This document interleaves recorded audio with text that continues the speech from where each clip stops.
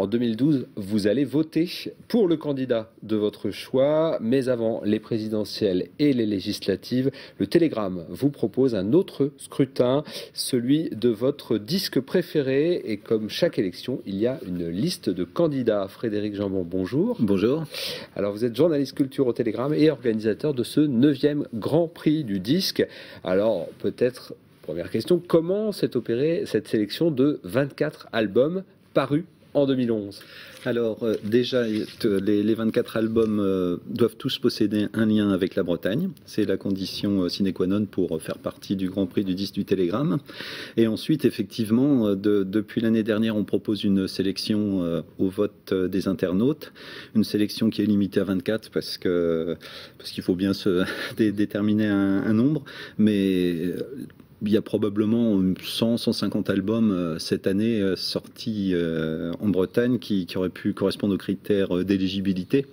Alors, on va découvrir très rapidement ces 24 Ouais. albums en images, puisque on a prévu une petite sélection des jaquettes, hein, déjà Cécile Corbel, et puis il y a aussi d'anciens lauréats même du Grand Prix. Vous en avez noté quelques-uns? Tout à fait, voilà. Donc, quand on arrive à cette sélection des 24 albums, bon, on retrouve effectivement comme ancien lauréat du prix Miossec, qui l'avait obtenu en 2004. Il y a aussi Yann Tiersen. Cette année, avec son album Skyline, il avait obtenu le Grand Prix en 2005 avec Les Retrouvailles. On trouve aussi les frères Guichen, qui sont cette année en lice avec leur album Brothers. Et il y a aussi une personne qui n'avait pas obtenu le Grand Prix, mais qui avait obtenu le prix du meilleur premier album. C'était Robin Foster, donc qu'on retrouve cette fois-ci dans la compétition générale. Un anglais très breton-fil. Voilà, le plus anglo-brestois.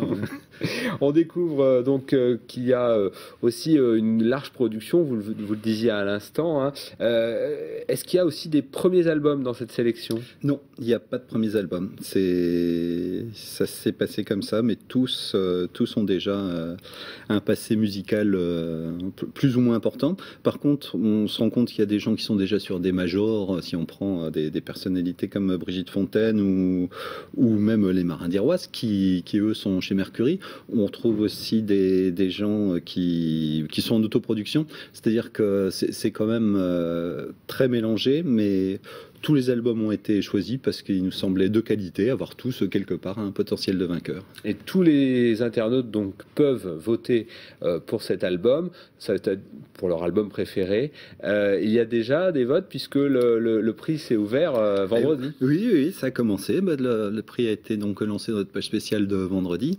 Et pour l'instant, on est à peu près à 1500 personnes qui nous ont fait le plaisir de voter. Et ce qui est bien, c'est que non seulement ils votent, mais il y en a aussi quelques-uns qui apportent leurs commentaires pour expliquer en quoi l'album de leur cœur est meilleur. C'est intéressant. Au cours de l'année 2011, les lecteurs ont pu découvrir ces albums puisque vous les avez chroniqués. Vous avez établi des chroniques dans la page du jeudi. Voilà, notre observatoire, c'est la page musique qui paraît tous les jeudis. On fait des chroniques, des sorties à la fois internationales, nationales et régionales. Et effectivement, c'est à partir des albums qui va être chroniqué dans cette page que s'est opérée la sélection des 24. Alors peut-être un clin d'œil à Thomas Fersen, mais il n'est pas breton. Ah, il n'est pas breton, mais il est breton de cœur. Alors, en fait, notre sélection, c'est des albums qui procèdent à un lien de son ou de cœur avec la Bretagne. Et comme Thomas Fersen est habite très régulièrement à Le Quirec, qui s'inspire souvent dans ses chansons de la Bretagne, ça nous fait vraiment plaisir de l'accueillir parmi les autres. Frédéric, la Bretagne, elle va en poupe. On le voit avec Nolwenn Leroy, lauréate 2011 du prix du final, donc l'année dernière. On va peut-être d'ailleurs découvrir quelques images de la remise du prix. C'était sur TBO l'année dernière. Nolwenn Leroy qui a cartonné en 2011 avec la première vente d'albums en France, plus de 500 000 exemplaires avec Bretonne. Oui. Ça veut dire que la culture bretonne et la musique bretonne on le voit en poupe. En tout cas, c'était pas forcément prévisible au moment où Nolwenn Leroy a sorti son album Bretonne, mais effectivement, c'était un triomphe tout au long de l'année.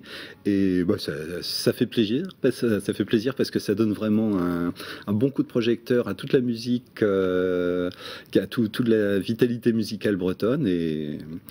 Et tout le monde peut profiter de cet élan. Alors, comment on peut voter? Donc, c'est sur le site du Télégramme, www.telegram.com.